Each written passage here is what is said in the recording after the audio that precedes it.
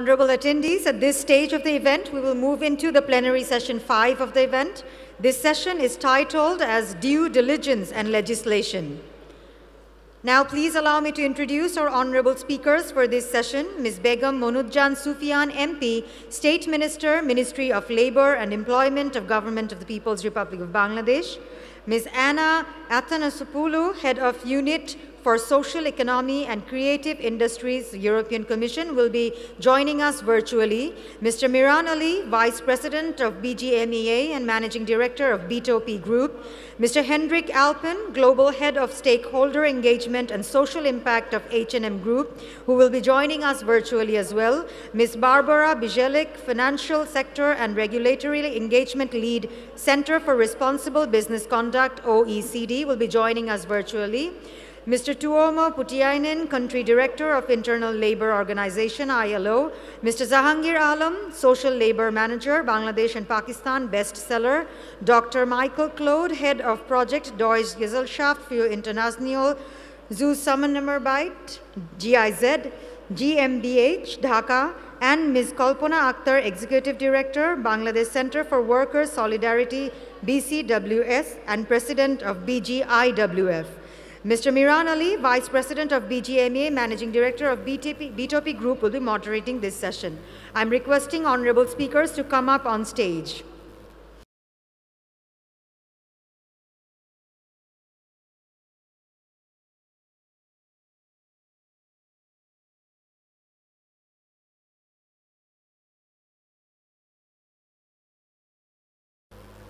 Mr. Miran Ali, I'd like to mention that you have 30 minutes for this session.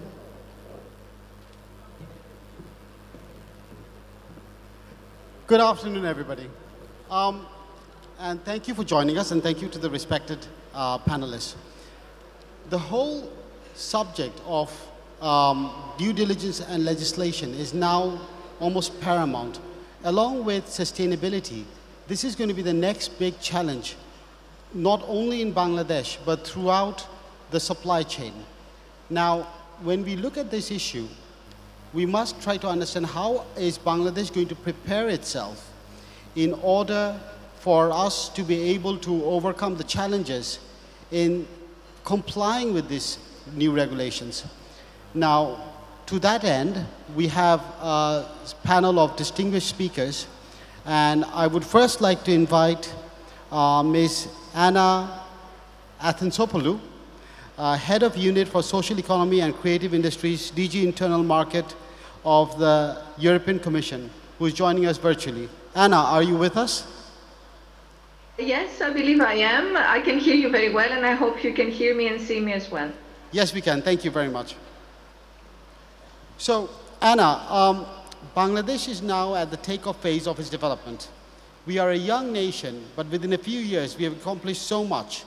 We have ratified most of the ILO conventions. Our factories are embracing sustainability reporting as well as the SDG goals.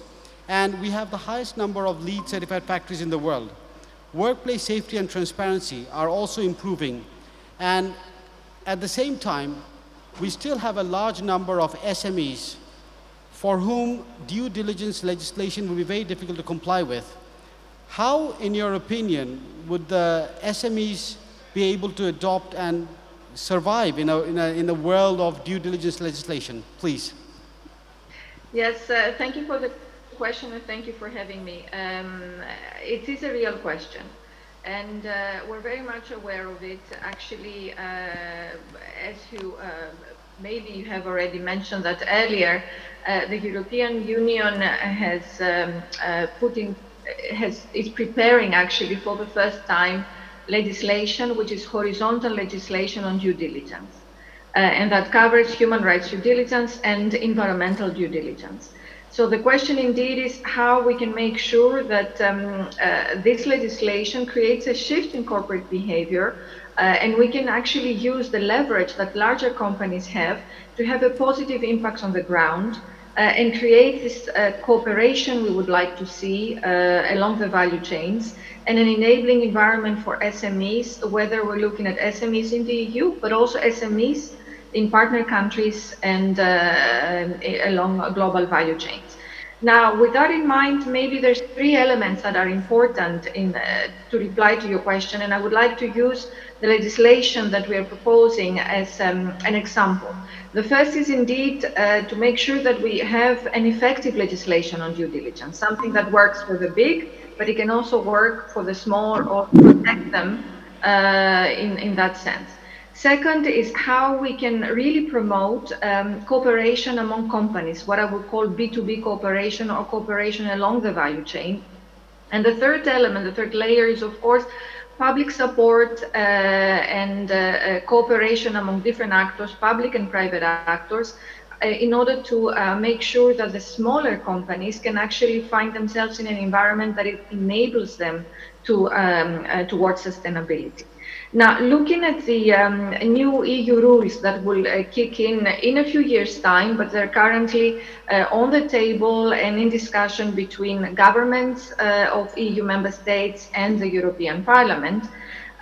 First of all, as to the why, I don't think I need to explain that. We have seen trends towards more transparency and accountability in terms of human rights and environmental due diligence over the last few years. So this legislation that we are proposing sits on this environment in order to create a more even basis across different parts, and hopefully to accompany a growing shift in corporate behavior towards sustainability, climate neutrality, and human rights responsibility, all values that certainly in the EU we're trying to promote and defend, and we know that we have a number of partner countries aspiring towards the same goals across the globe.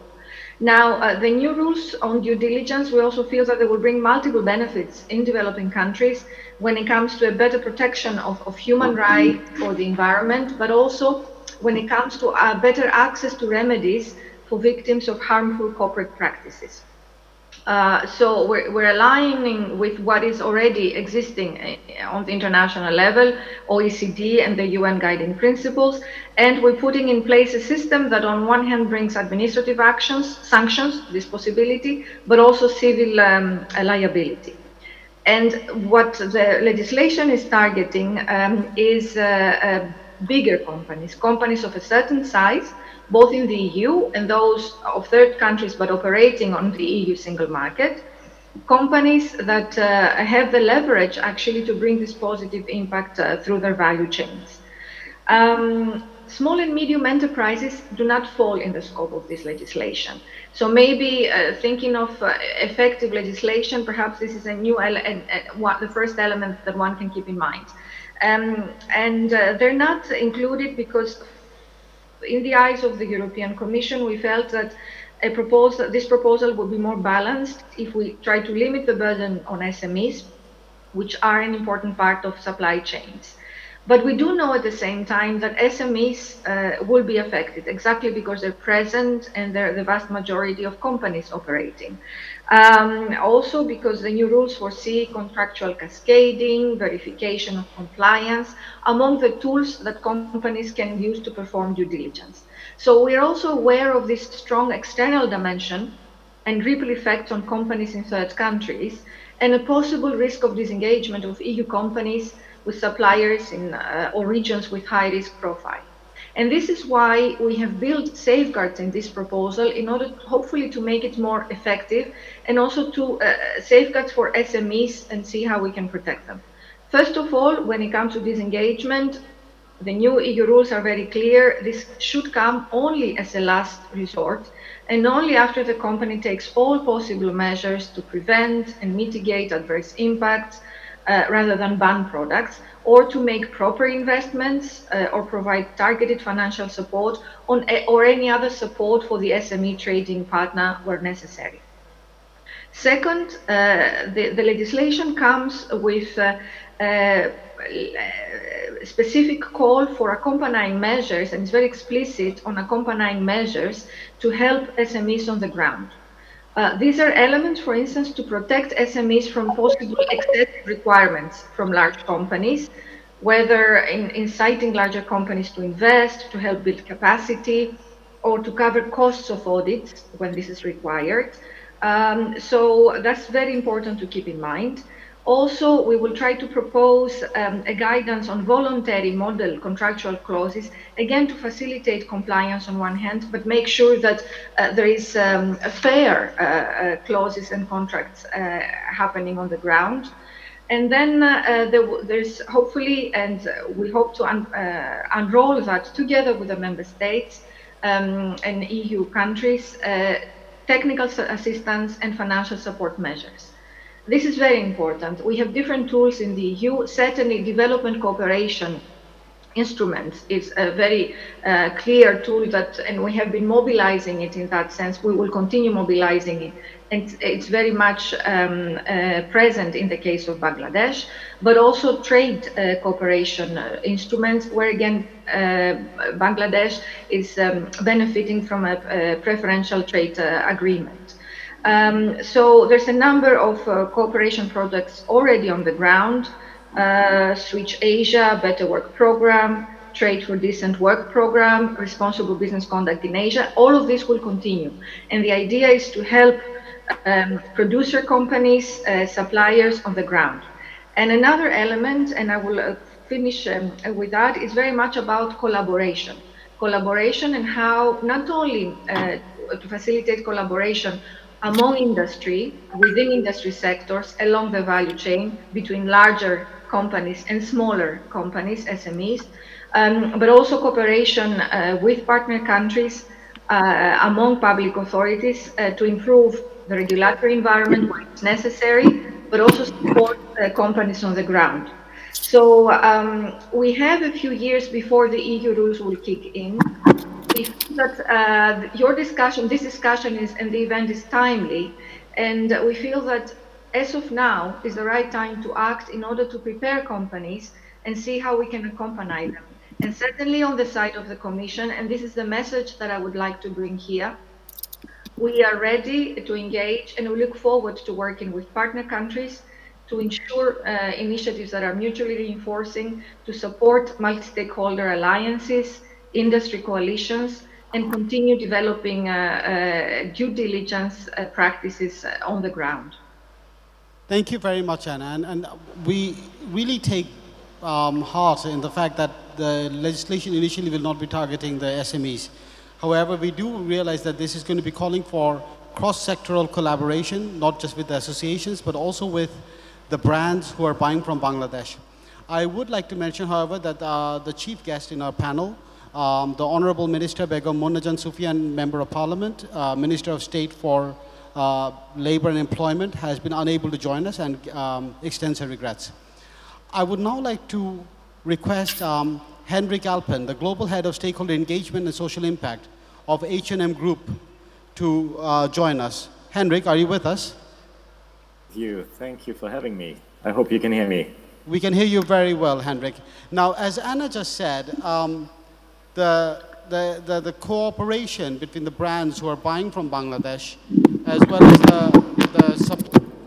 the suppliers based here, this cooperation is going to be key in assisting Bangladesh in complying with its due diligence legislations. As the largest buyer in Bangladesh, one of the most important strategic partners for the Bangladesh RMG industry, and as a company which has 3 decades of proven track record in supporting Bangladeshi suppliers, and if I may mention, one of the companies, along with a few on the panel as well, who have been commendable in their post-COVID reaction. We would really like to hear how H&M plans to address these legislative issues, not just on your supply chain in Bangladesh, but across the world, since you are one of the largest companies in the world. Henrik, please. Thanks for that kind intro, and thanks for the kind words. I think Anna mentioned it already. A key will be partnership. So it will require collaboration between different brands, but it will also require continued partnership across our supply chain with our supply chain partners and respective supply chain partners further down the tiers, actually. But maybe to start a little bit from the beginning, you know that we already have certain elements of what is required from us to comply with this legislation in place. You know, we have introduced already policies and guidelines based on the UN guiding principles some years ago. As a brand, and some other brands do that as well, already we have issued, for example, modern slavery statements and integrated public accountability on our due diligence processes in our sustainability reporting, partly even in financial reporting. So a lot of elements are already in place, I would say. But what's going to be new in this coming legislation as we're anticipating it, and it's maybe important to say it's not only the EU, we're seeing similar legislation actually already in place in Norway, we're seeing increasing legislation in Germany coming up as well, and then a couple of other markets. So the main difference here will be that we as brands will be legally accountable in an intensified way to what is happening in our supply chain. So all the things that we have already addressed together will be even more important for us as brands in terms of securing legal compliance as well.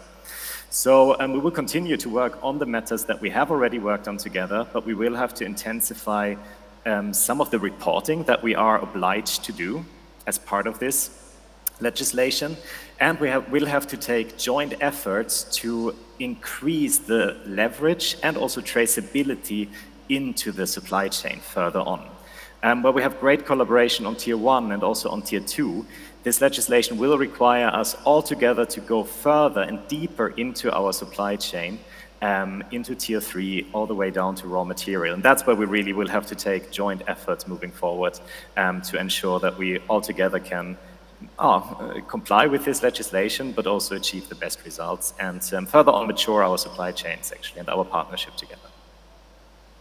Thank you, Hendrik. And I think I speak for all of us when I say that H&M is probably one of the companies best placed to take advantage from such a legislation because you already comply with so many of these aspects.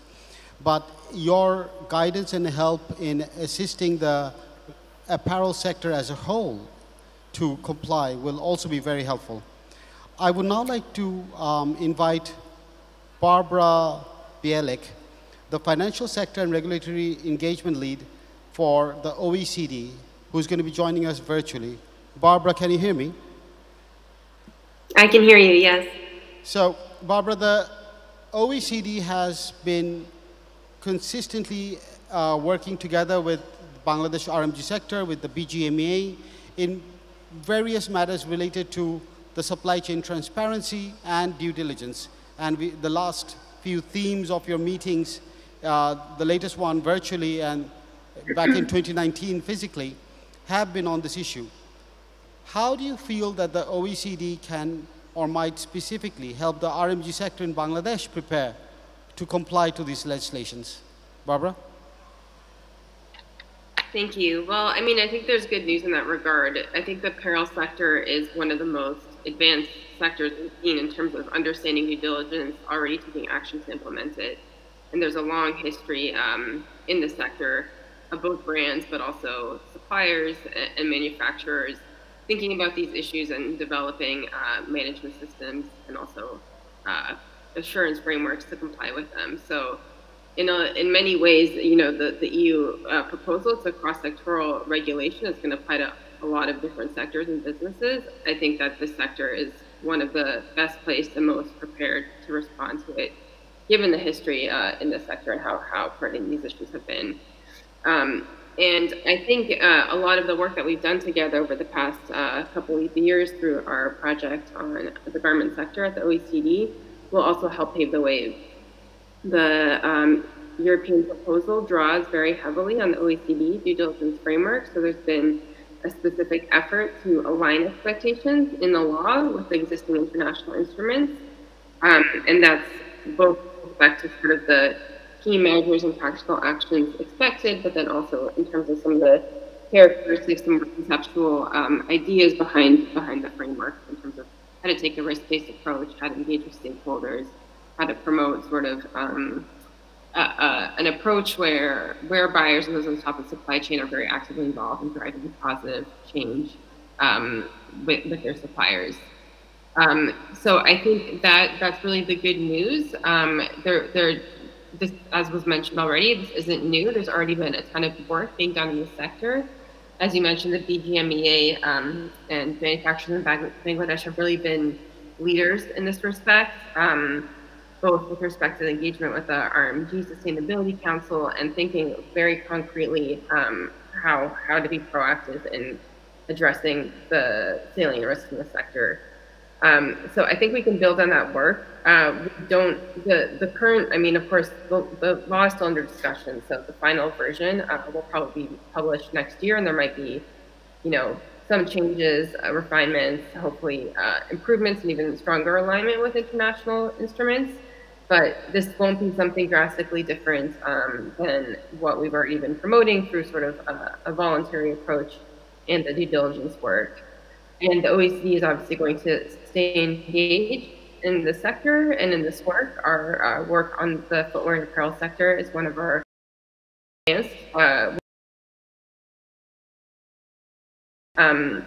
to expectations. Also make the linkages across market initiatives and regulators to promote that alignment to ensure streamlined approaches and avoid sort of overlap or conflicting laws or expectations. So we'll continue to do that work, and we look forward to continuing work in Bangladesh and also with the Commission. Thank you, Barbara, and thank you for your contribution. We lost you a few times during your deliberation, but we do understand the key issue, and that is that the OECD is going to be an invaluable partner in helping us navigate this legislative morass. Now we will move on to our physical panelists, and starting with our dear friend, Mr. Tumo, the country director of the ILO. Now, the ILO has a multifaceted engagement with almost every aspect of the RMG sector, and I believe would be a key partner in assisting Bangladesh in complying with these new legislative issues. What, Tumo, in your opinion, does Bangladesh need to do, both in terms of our legislative actions and from an association and an industry point of view? Tumo. Thank you. And I think I have like 3 messages or reflections around this. And one of them is that let's not forget where we are coming from. Let's not forget about 10 or even 15 years of work around compliance, be it in terms of labor law reforms or governance reforms, but be it also in terms of the private sector's role in internalizing, committing, and working on positive changes, right? So it's really important that we look at that learning, that experience. And also, we now have the international, let's say the strengthened, the energized international framework on compliance. We have the Global Compact, we have had it for a while, we have the ILO standards, we have the OECD guidelines, and now we have this new sort of upgraded thinking around due diligence. So all that exists. Second, there's a lot of learning in Bangladesh. There's almost like a love of initiatives and programs and projects, and has been for a while. Each one of them has been incepted with very good intentions in mind, right? So they have produced tools, processes, learnings and partnerships that I think Bangladesh can turn to its advantage at this particular opportunity and moment in time, when there is this new request to think about due diligence as something new. And thirdly and lastly, it is not something new. You are already doing it, you have been doing it for a while, right? So in my view, there is a very excellent opportunity for Bangladesh to lead and make a bold initiative and statement on how to prepare for this due diligence. Because you are leading, and you have been leading in this area of work for some time. And lastly, I want to just remind us that in my view, the due diligence, it responds to globality, to a global pursuit and request for change. but it has to be cast locally. It has to be something that is developed through local means. And developing it through local means, you have three elements that I want to mention. One of them is you cannot have credible due diligence or credibility generally if you don't have good governance and if you don't build credible government systems, be it on labor, environment, or any issue, access to law and justice, right? So you need to support, and everybody needs to support, that building of good governance. Otherwise, it doesn't work. Second, private sector does need to lead the way. And when I say private sector, locally incepted thinking around how the private sector here can think and cast new ways of working on compliance, right? And thirdly and lastly, none of us can do it alone, and we particularly shouldn't do it without the voice of the workers and the civil society. So it's not just the private sector and the government, it's also the workers and the trade unions and the think tanks and others. Because changes may also impact inadvertently. And for example, informal economy workers or those who are working around the industries may be impacted by changes that we are thinking for good reasons today. So we need to think also about those impacts that may not be clear at this point of time. So that's my message. And I repeat, I think Bangladesh stands in an excellent crossroads to inform how it will respond to this new emerging request to show credible due diligence response. Over to you. Thank you, Timo. And we really take heart to your comment that we are in a strong position. And one of the things that you've said, which is so true, that we really, I believe I agree with you, we have internalized a lot of the learnings, and that has become, and the RSC and some of the other initiatives we've taken are an example of that. We do try to learn from this.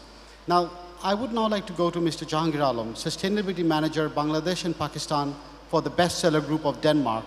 The Bestseller Group is one of the largest top 5 customers sourcing apparel from Bangladesh. In your opinion, Jahangir Bhai, how do you feel Bestseller's sourcing strategy might be impacted due to the due diligence legislation? And how do you plan to support your suppliers in this market? Thank you.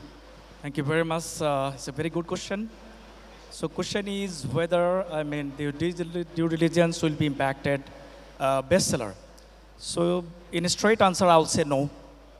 As because for many years, Bestseller is doing the business in Bangladesh, following its own code of conduct, international conduct, and our own policy and procedure. So it will not disrupt our business. So as you know that German due diligence has already in place and in practice. So also EU legislation is being drafted and a lot of debate is going on at the moment. So I think European brand, including Bestseller, they are very much, will take care this part, especially in the area of human rights violation and poor environmental management system in the supply chain. So yes, almost all the European brand will be, responsible on that part. On the other hand, the bad player in the market, of course, they will be in a, facing a lot of challenges. Also, if you see the German due diligence, we can see that there also mentioned some, imposed to fine. So which will create, huge challenges for the brand who will not comply with this.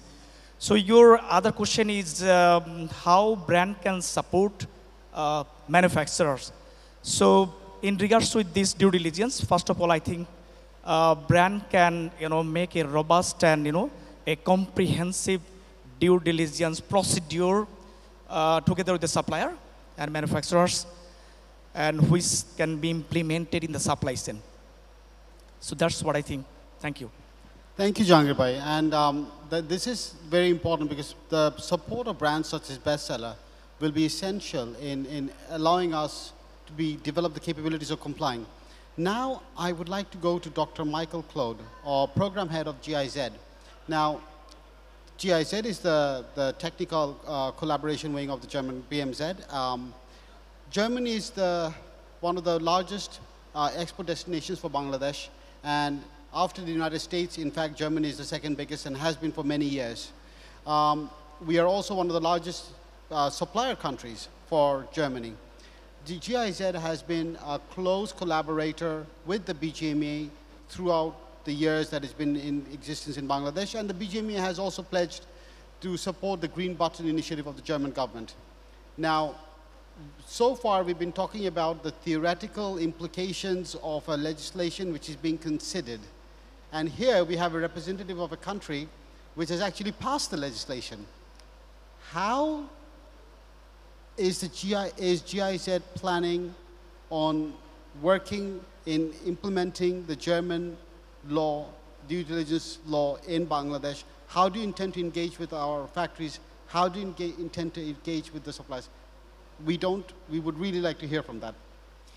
Thank you so much, Miran. It's a pleasure to be here. I will also, for the sake of time, try to be as swift as possible. First of all, thanks a lot to our colleagues from GIZ that occupied and replied to your questions throughout the day. I hope most of these questions have already been addressed bilaterally, but I'm happy to share it also here in public. So we do have a project that will find ways, depending on the requests here on the Bangladeshi side, to address the core issues that the German Due Diligence Act foresees, ideally in the form of a help desk or an office that could be either linked to the associations, to chambers of commerce or other institutions that could really bring together the brands and the suppliers and other stakeholders. To the German Due Diligence Act itself, I invite you all, if you have further questions, to approach us, to approach me. I cannot go into too much detail. Maybe only this. It doesn't say mandatory human rights responsibility. It says mandatory human rights due diligence. So that means, as Tomo has said, that most of the platforms, the programs, the management tools that are in place will need to be adjusted, as the colleagues also said from H&M and others. But basically it will respond to a similar system of risk analysis, prevention, remedies or mechanisms to solve certain issues, but it's not the legal or judicial responsibility for acts that could happen here. However, we do think as GIZ and through the German government in that sense, that we not only should look at the suppliers and brand side, but also involve the government, because of course in the mid and long term, a robust inspection system, a robust occupational safety and health environment, a robust Department of Environment with their inspection capacities will make obsolete most of the management tools that we now have to work on, which might be on the long term bad news for someone in this room, but that's at least the hypothesis that I read in all these developments, because as the colleague also from the EU Commission said, basically the content, the substance of the German Due Diligence Act is not so far away from OECD guidelines, from the UN guidances that we know since 10 years or so. And the third level, and that's how I want to close, because it makes the connection again to the German Due Diligence Act, is the public outrage, right? This is one of the elements that we deal with, consumers, public outrage, etc. The German Due Diligence Act has an additional layer of communication, of publication, of transparency. It includes also the possibility for a German NGO or a German institution to represent a Bangladeshi individual for any case that has been happening here. Which means that also there we can be proactively supporting workers' organizations, NGOs, the public sphere in Bangladesh, for example, and that is the way it works in other international human rights systems, by producing shadow reports. Shadow reports meaning that once a year or every couple of months, there is a standard of analysis of which are the greatest risks. What has happened that was really triggering reactions? And therefore, this comes back to the due diligence element. If we talk about it, then we can address it. I know the ILO has a fantastic idea of standardizing the most relevant risks in the industries and work on them prioritarily so that the individual factories don't have to expose their individual situations, but that we can find, let's say, the minimum denominator to implement changes. Thank you very much. Thank you, Michael. And one of the things I think we will probably want to do in due course is actually do a more detailed workshop specifically on compliance with the legislative issues, requirements with the GIZ and the leading brands who are supplying to the German market. I think this is going to be something very important for our sector, and I agree with Tumo and the other speakers as well. This is a key area of strength for Bangladesh because we are already a transparent country. I would now like to come to my very good friend Kalpana Akhtar, the Executive Director of BCWS, the Bangladesh Center for Worker Solidarity. Now, Kalpana, the Bangladesh garments industry is often exemplified by this race to the bottom, where we are rather than price givers, we are price takers. How do you think we manufacturers and brands can collaborate to share responsibilities so that we can mitigate this race to the bottom? Question number one. Number two, do you think that international agreements such as ACT, Action, Collaboration, Transformation, would have a relevance to our, practical relevance to our sector? I would very much be interested in hearing from you. Thank you, Kalpana. Why you were putting me in a difficult question? I mean, the second one really difficult one, okay? But I need to be true, okay? Anyways, thank you so much. Thanks for having me in here. So, yeah, when, we have been recognized race to the bottom, we also been recognized that we have done such a great improvement on the safety area.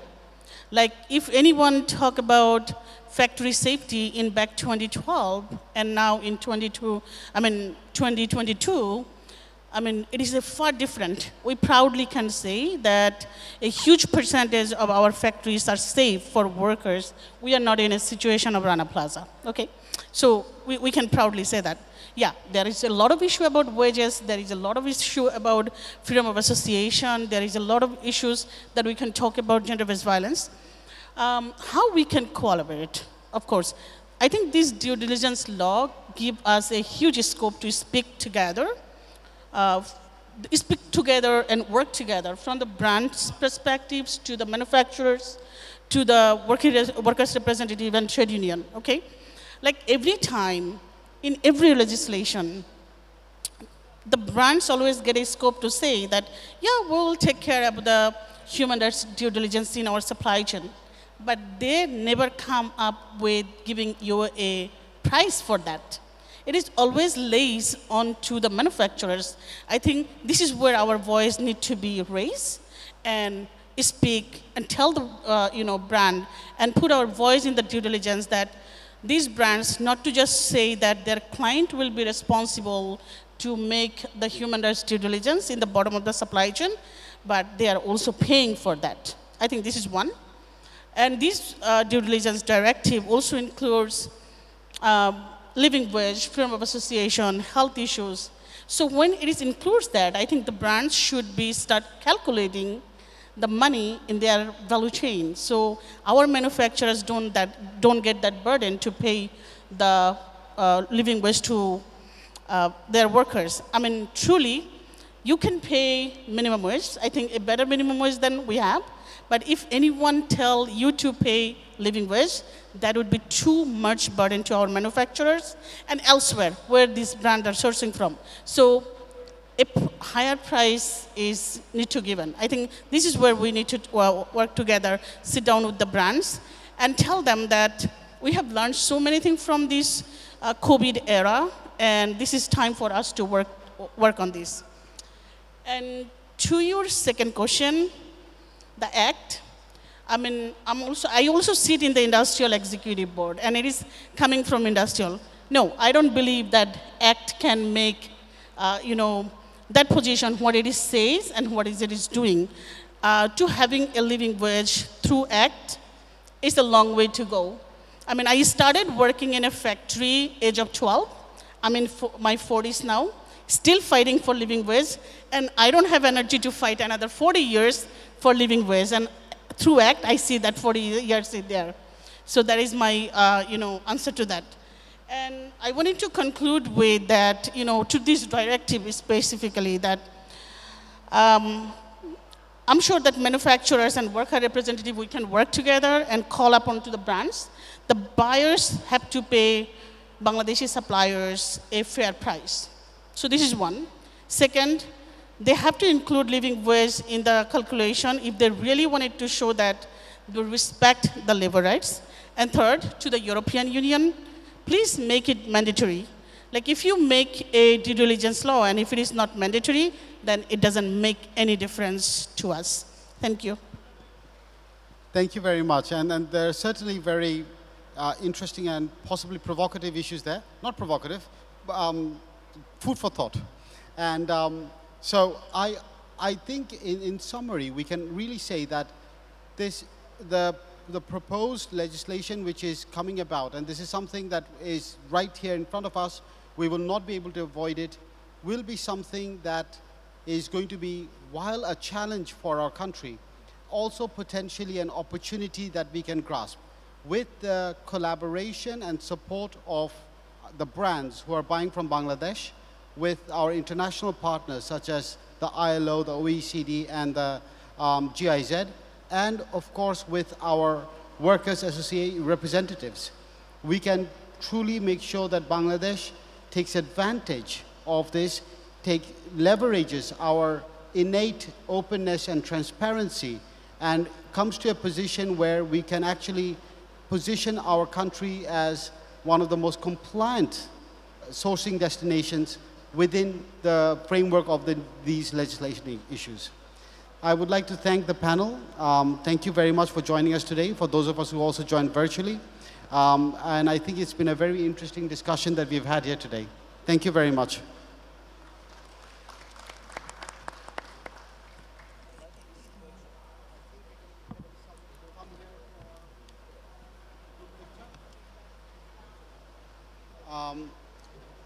We're looking for the MC. There you are. Stay for a group photograph. Thank you very much for the insightful session. Requesting all of you to stand up for a group photograph now.